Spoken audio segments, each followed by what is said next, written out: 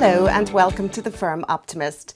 I'm Micheline and my guest today is Patrick Linnane, General Manager of the Point A Hotel in Dublin, which is set to launch later this summer. Hello Patrick, it must have been an unusual couple of weeks starting a new role from the home office and getting to know your colleagues virtually. How's it all been going? Yeah, it's been different in a word, very different. Even before we started, it was all meetings were done through Zoom. We had to do the interviews through Zoom, show arounds through Zoom. So we've really had to embrace technology. Meeting face to face just wasn't possible between, firstly, there was lockdowns in the UK, and then lockdowns came into Ireland. So I've had to meet, I suppose, solicitors, architects, project managers, suppliers, everybody through either Microsoft Teams or Zoom. And the leadership team then within the hotel, they were very aware of that, very much making sure that I was aware of the company's cultures and values.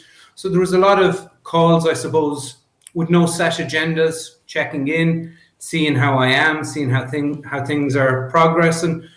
You know yourself, sometimes you can learn more about a company's values or company's beliefs over a cup of coffee than an employee handbook, no matter how well it's written. So there's been a lot of transparency in that regard. I suppose one thing I didn't really realize or I hadn't really thought of was it can be quite personal, because a lot of us are all working from home and in spare rooms, as you can see. So I think I've met everybody's kids at this stage, and they've all met mine. Kids have the habit of coming in just at the right moment. And then if you go on, I suppose, through the onboarding or the employee journey, I was given a very comprehensive onboarding plan. So I got to meet all the key stakeholders in the business, fellow cluster general managers, the hotel managers, the operational team, to understand a bit better how the business runs, and obviously then the support structure that goes in place to make sure it's a well-run hotel. But nothing beats the human interaction, so I can't wait to get out and meet everybody. I agree with you. I can't wait to get out and see people again myself. As a client of mine said to me this week, I'm not so sure if I'm working from home or sleeping in the office. But Patrick, tell us a bit about the Point A brand and its target market. Yeah, so the Point A brand, we're quite a new brand, came into existence in 2017. We offer cozy, comfortable rooms in the heart of city centre locations. So we've 10 hotels at present, or 9, this will be the 10th, 7 in London, 2 in Scotland, 1 each in Glasgow and Edinburgh. The hotel itself will be located in Parnell Street, 141 rooms, over 7 stories, but we do have planning permission for an extra 2 stories and 33 additional rooms. This we hope to bring online in late 23, early 24. But we're not doing things in half measures. We have a second site as well in the Liberties area in Dublin. This is planning permission for 95 rooms. And we hope to break ground there early to mid 22, so next year. So Dublin really, it represents a core pillar of our long-term strategy. Our target market then, well, I suppose these days it's anyone and everyone. Everyone is more than welcome to come and stay.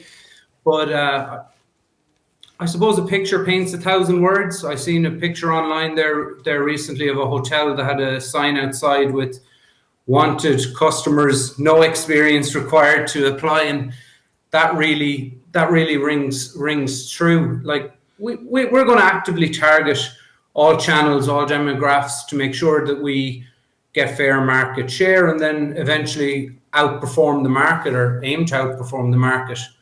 Ideally, our hotel caters for guests for a couple of nights stay, either business or pleasure.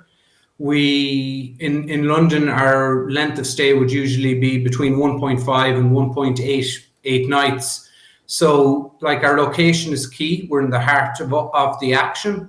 We would have some corporate accounts in London in particular who have bases or headquarters in Dublin.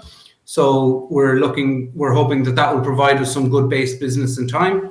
And also we'd have strong working relationships with some tour providers and tour series that are really excited to add Point A Dublin to their itinerary. So look, we're confident that once things bounce back and we weather the storm, that we'll come back bigger and better. I suppose resilience really is in our DNA. I believe that too. I'm going to share some images here. Perhaps you'd talk us through the look and feel of the hotel and the public areas. Yeah. Yeah, so from the front, as I said, there's it's a 7-story building. There's some great views there coming up Parnell Street. And we have quite a good access point there onto Moor Lane. Our lobby, so this would be what we categorize as Generation 5 in our design. So although we're only in existence since 2017, we're constantly evolving. So very warm, friendly, multifunctional lobby areas where we will serve breakfast, lunches, dinners. There's a good mix there of high top seating and low top seating. So that would be for people coming in for having a cup of coffee. Obviously now with laptops, charging points, USB, that would be all the requirement. But then that can flip and replicate for people having a few drinks in the evening time. And again, yeah, a closer up picture here. So very warm. We want people to really feel at home with us. So it's a very warm, homely, free-flowing area. Yeah. So our bedrooms will be on the cozy side. They'll be from 14 to 18 square meters. So although they're on the cozy side, they would have what all guests require. So very modern, all rooms with air conditioning, safes, Chromecast TVs with the ability for Netflix. We don't have much, and I think that's lucky for us in the COVID world. We don't have much guest paraphernalia, so our guest directory will be on the TV. And we have a good mix there of double and twin rooms. Fantastic. I was reading with interest, thinking about you and your opening there on Parnell Street, about the city, North Inner City Regeneration project, and the plans that have been announced for Moor Street particularly. It sounds like a fantastic boost to the area. What is in that plan that excites you, Patrick? Yeah, it's great, isn't it? So, like, there's a lot done on Parnell Street. I've worked over in Parnell Street for the last number of years. The advent of the Lewis in particular in 2017 was great for us. It increased footfall into the area. It allowed our guests to have better access to the hotel and then onwards onto the city. So the proposal, this one here that's shown on the Moor Street development, it's something we're really looking forward to. It really marries the historical significance with the future development, which is quite difficult. Like a lot of that site there has lying vacant for over 40 years and really became an eyesore on our city's main streets. So just alongside that development as well, there will be the commemorative centre, the Easter Rising Commemorative Centre, which will attract tourists again to the area. And we're also the long-awaited metro. So that's going to come on board eventually with a stop that will be yards from the hotel. And that will really increase our brand's presence and increase footfall further into the area. So the 120 million that was announced really does further increase optimism. And I suppose for ourselves as well, we need to realise our own hotel's footprint and impact into an area. And it's something that we really work on, and we want to collaborate with a lot of local businesses in the area to provide amenities that we don't offer. And this, I suppose, will work threefold. So it'll work in regards to, it'll allow our team to better showcase the area so that we can give better advice to people, more local knowledge to people, instead of just the traditional, the Google search and the top 5 things to do in Dublin. It'll also provide additional business and commerce to other businesses, and will provide tangible benefits to our AList members. So that's our loyalty program. And then finally, I suppose it'll allow us to concentrate on what we do best, providing clean, comfortable, cozy accommodation in the heart of a city with genuine hospitality and a heartfelt welcome. Tell me a little bit more about your AList. That's where you partner with local businesses, is that right?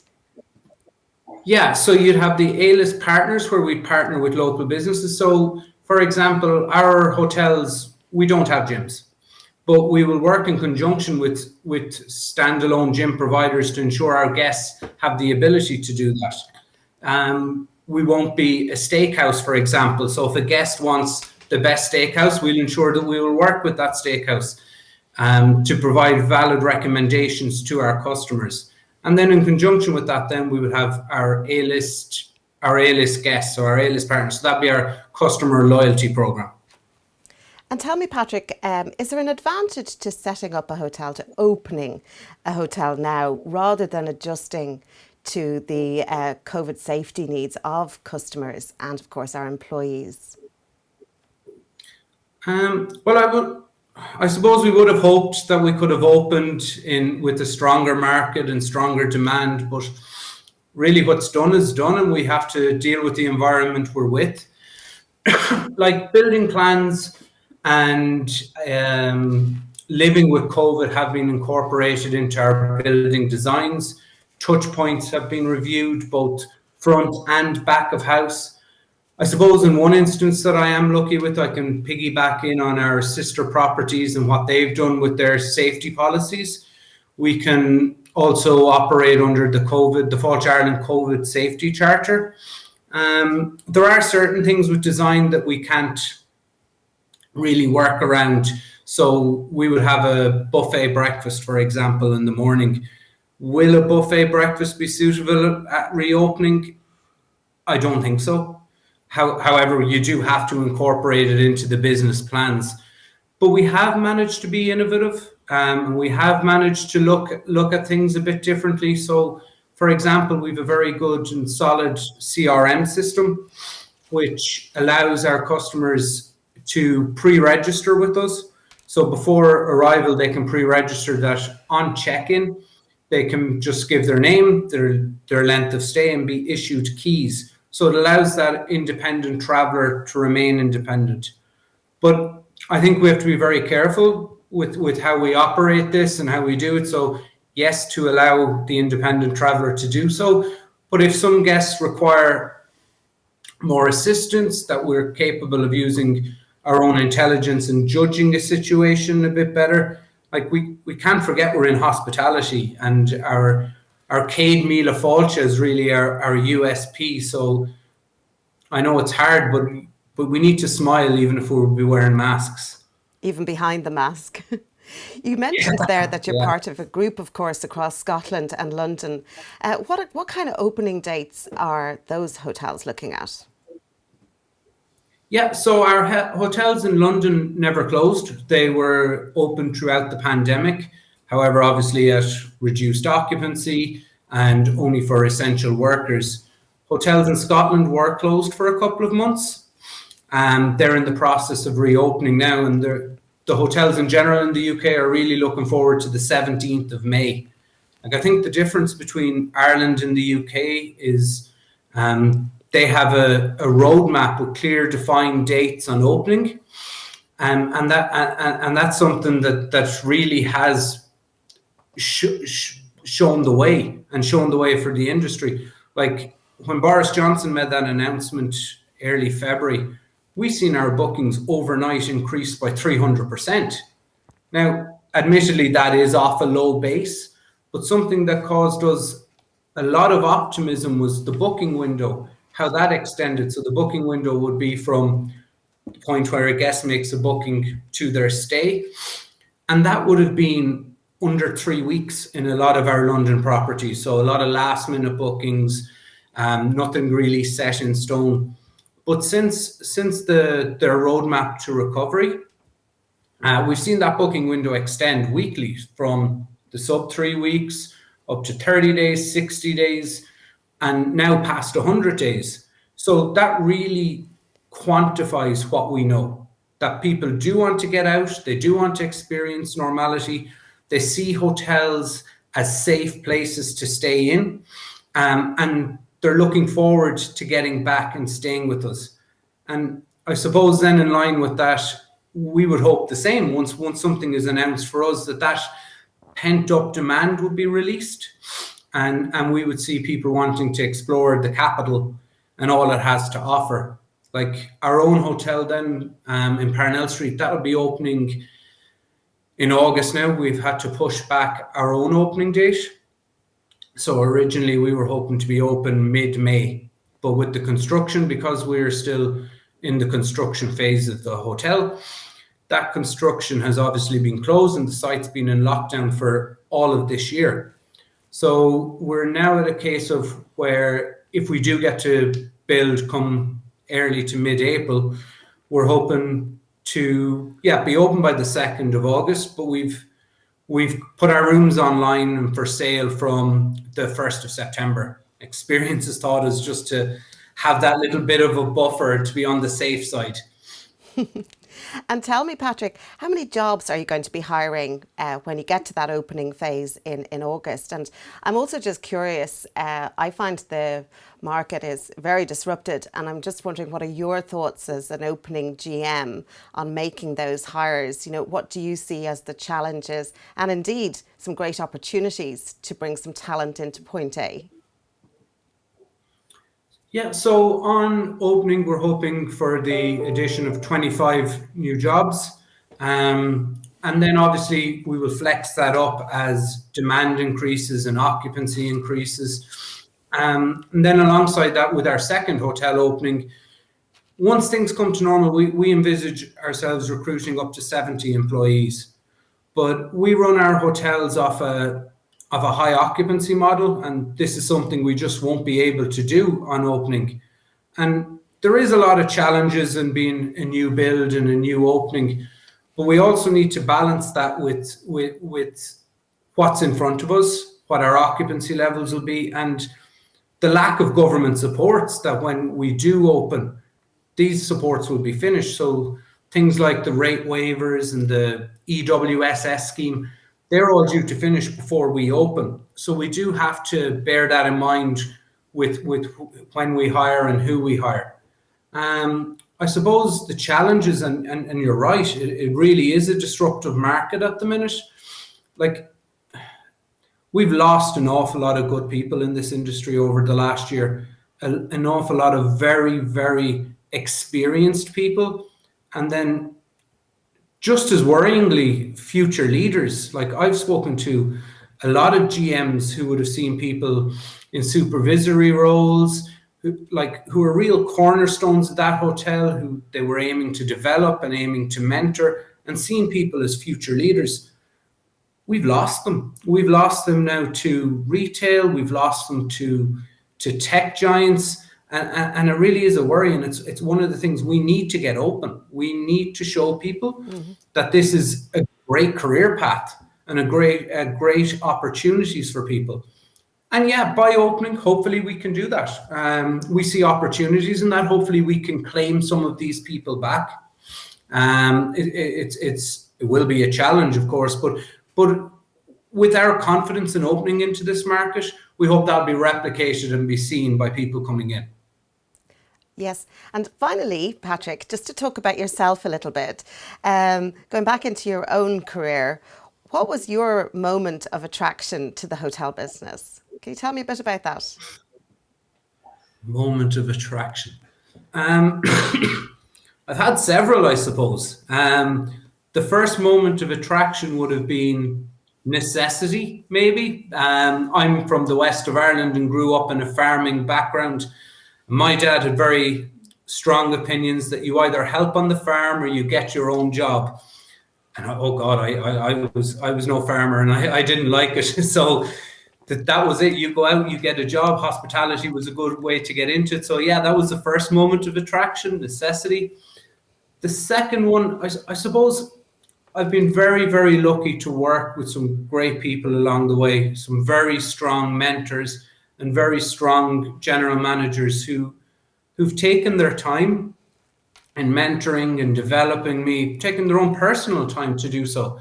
And when you see people that are willing to do that, you can't fail but be attracted to the industry. And then finally, I suppose the wider hospitality community. When you see the work that goes involved in showcasing Ireland, showcasing Dublin to the international visitors, and making sure that we're their reference point and always on people's minds when they're booking a holiday, it's like it's a vocation more than a job. But when you see that knowledge and that infectious enthusiasm, you can't fail but to be attracted. Like, as I said, we're a great industry. We really, really are. And there's a great community spirit or a family spirit behind that. And you get back what you put in. And I think that's what really is attracting me to the industry. Thank you, Patrick. What a lovely note to end our conversation today. I really, really, really thank you for coming on the firm Optimist and talking to me about the exciting opening plans that you have for later in the summer. I certainly look forward to visiting you in the Point A Hotel, and I wish you the very best. To our viewers, thanks for watching. We'll be back again. Bye for now.